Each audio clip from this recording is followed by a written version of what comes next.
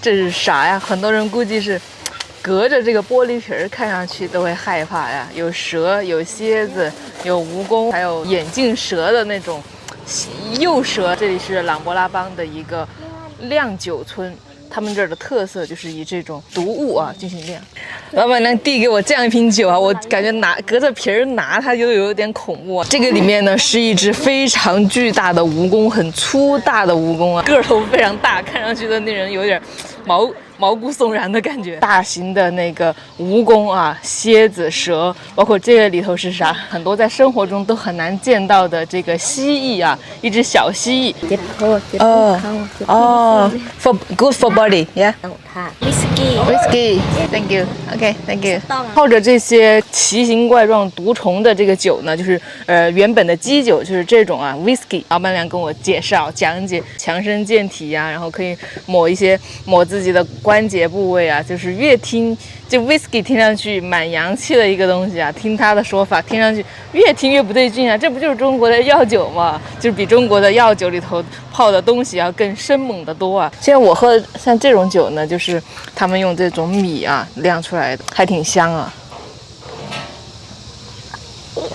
呀，老挝人都喜欢吃糯米嘛，他们那个糯米酒很香啊。这个酒就跟咱们国内的很多地方酿的那种甜米酒是差不多的啊，看上去比较浑浊一点啊，然后偏浓稠，有那种糯米的清香味儿，是这个酒的一大特色。我看它那个酒看上去品种特别多，不知道是不是他们自己做的，还是外面去买的。他说这个酒全部都是家里做的啊，然后我不信的话跟他去看看。很多人家里头就是靠做一些手工艺品啊、酿酒啊为生啊，就形成了一个他们的一个相当于是谋生的一个手段啊。像很多东西他们也是往外面卖啊，超市里头卖啊。像在村子里头呢，就是真正的走进他们的生产基地啊，去看看是怎么样的。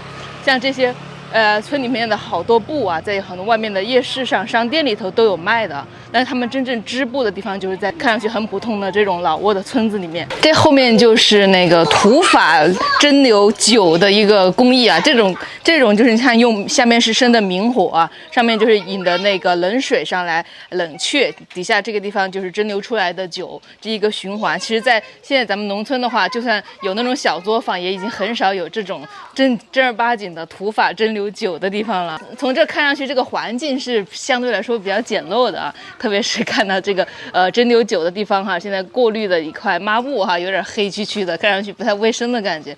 但是老挝这个地方好就好在它是一个几乎就是食品上面啊，没有什么科技与狠活的东西，就你这种酒里头也没有什么乱七八糟的东西，所以讲究的主打的就是一个原生态嘛，那还要啥自行车呢 ？Yes, snake.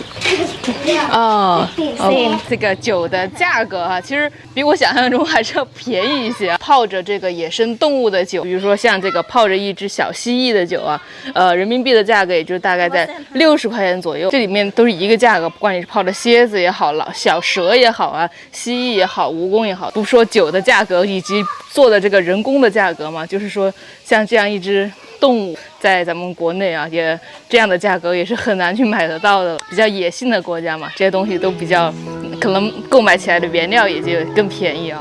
买了2瓶酒，继续在村里参观。男人酿酒，女人织布。也许是因为有支柱产业，这个村子属于老挝条件还不错的农村。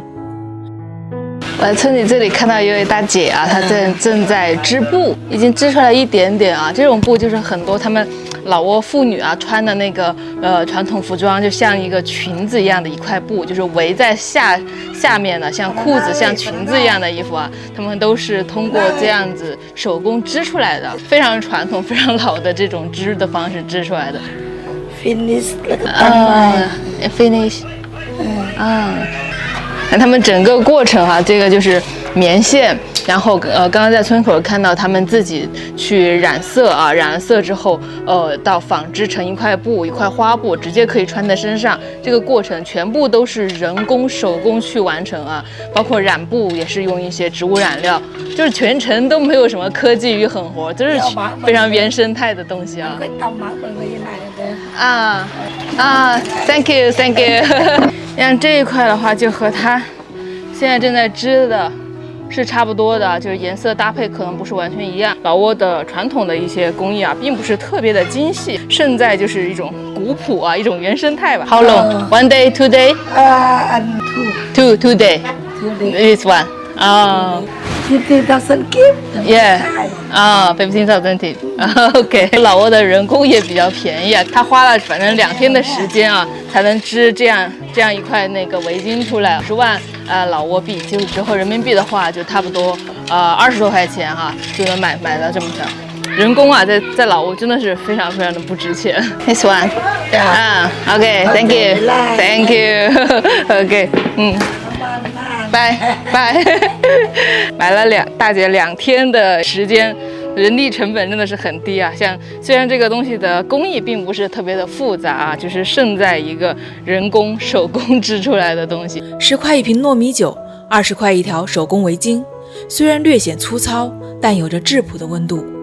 老挝看似走在快节奏世界的后面，却保留着独属于慢的可贵。